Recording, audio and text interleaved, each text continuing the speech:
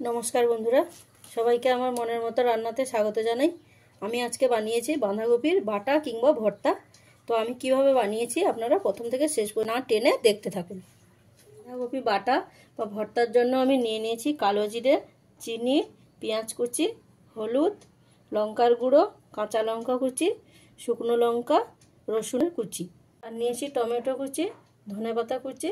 একটা বাঁধাকপি বড় সাইজের বাঁধাকপি নিয়ে তার হাফ আমি কেটে নিয়েছি, এরকম সরু সরু করে কেটে ধুয়ে জল ঝরিয়ে রেখে। ভর্তা বানানোর জন্য প্রথমে আমি বাঁধাকপিটাকে একটু হালকা করে সেদ্ধ করে নেবো, তার জন্য কড়াইতে দিয়ে দিলাম। বাঁধাকপিটা কড়াইতে দেওয়ার পরে আমি দিয়ে দিলাম পরিমাণ মতন লবণ, অল্প পরিমাণে দিলাম জল। লবণ আর জলটা দিয়ে এরকম হালকা করে একটু নেড়ে দিয়ে এবারে এর মধ্যে ঢাকা দিয়ে দিতে হবে। ঢাকা দিয়ে অল্প কিছু সময়ের জন্য সেদ্ধ করে নেব। খুলে দেখে নিতে হবে বাঁধাকপিটা সেদ্ধ হয়েছে কিনা। হাত দিয়ে একবার দেখে নিতে হবে সেদ্ধ হয়েছে কিনা। হালকা পরিমাণ সেদ্ধ হলেই চলবে। সেদ্ধ হয়ে গেছে, আমি নামিয়ে নেব। বাঁধাকপিটা সেদ্ধ করে আমি একটা প্লেটের মধ্যে নিয়ে নিয়েছি। এবার এটাকে আমি 10 থেকে 15 মিনিটের মতো ঠান্ডা করার জন্য রেখে দেবো, আর ঠান্ডা হলে এটাকে আমি বেটে নেব। বাঁধাকপির ভর্তাটা বানানোর জন্য প্রথমে কটা শুকনো লঙ্কা ভেজে নেব। তার জন্য দিয়ে দিলাম কড়াইতে তেল, ওটা লঙ্কা দিয়ে দিলাম, দিয়ে লঙ্কাগুলোকে লাল লাল করে ভেজে নেব।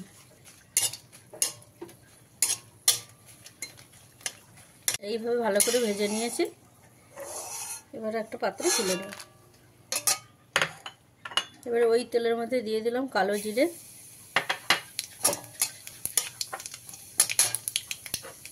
কালো জিরেটা একটু ভাজা ভাজা করে নিয়ে দিয়ে দিলাম 10-12টা মতো রসুন কুচিয়ে রেখেছি, দিয়ে দিলাম।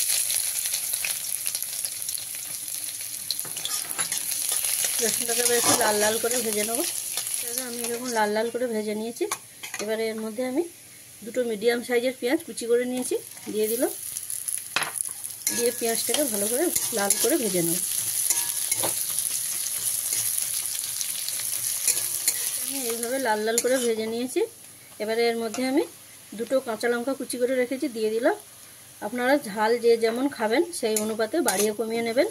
তো যেসব বন্ধুরা আমার চ্যানেলের ভিডিওগুলো দেখছেন অথচ চ্যানেলটাকে সাবস্ক্রাইব করেননি, তাদের কাছে অনুরোধ রইল আমার চ্যানেলটা সাবস্ক্রাইব করে দেবেন।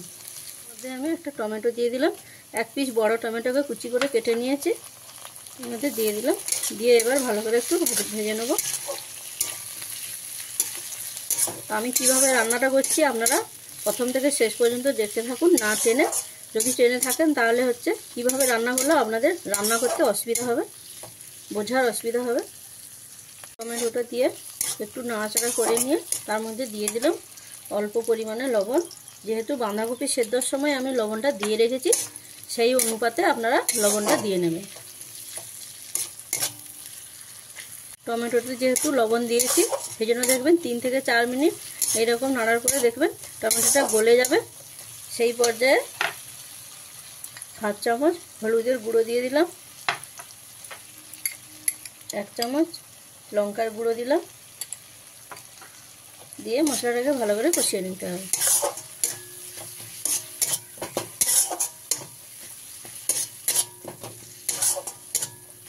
মশলাটা আমার সুন্দরভাবে কষানো হয়ে গেছে, মশলা থেকে তেল ছেড়ে দিয়েছে।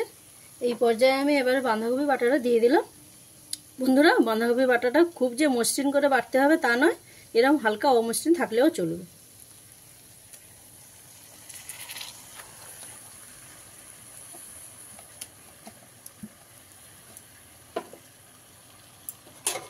কড়াইতে দিয়ে খুব ভালোভাবে বাঁধাকপিটাকে নেড়ে রাখতে হাই করে, যাতে এর মধ্যে যে পরিমাণ জল আছে সেটা ভালোভাবে শুকিয়ে যাবে। ঘন ঘন এরকম নাড়িয়ে রাখতে হবে।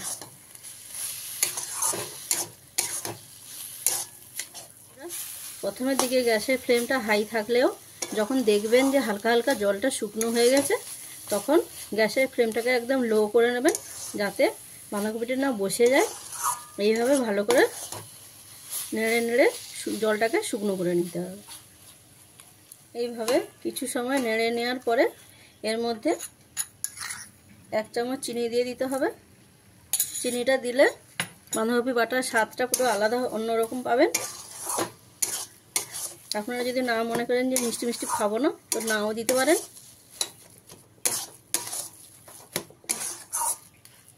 এইভাবে নাড়তে নাড়তে আপনারা যখনই দেখবেন যে কড়াইতে এইভাবে বসতে শুরু করেছে, তখনই ভাববেন যে বাঁধাকপির ভর্তাটা রেডি হয়ে গেছে। এবারে এর মধ্যে ধনেপাতার কুচি দিয়ে দেবেন। ধনেপাতার কুচি দিয়ে অল্প একটু সময় মিশিয়ে নেবেন।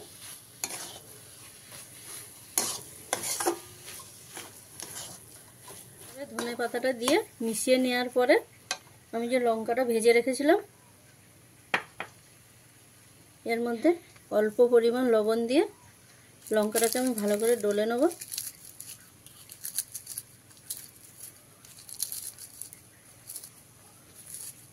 এভাবে ডলে নিয়ে এর মধ্যে আমি ছড়িয়ে দেবো।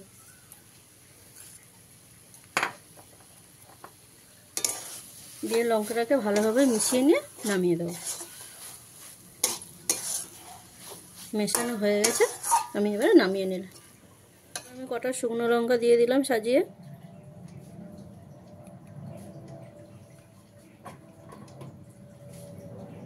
দিয়ে দিলাম কয়েক ফোঁটা সর্ষে তেল।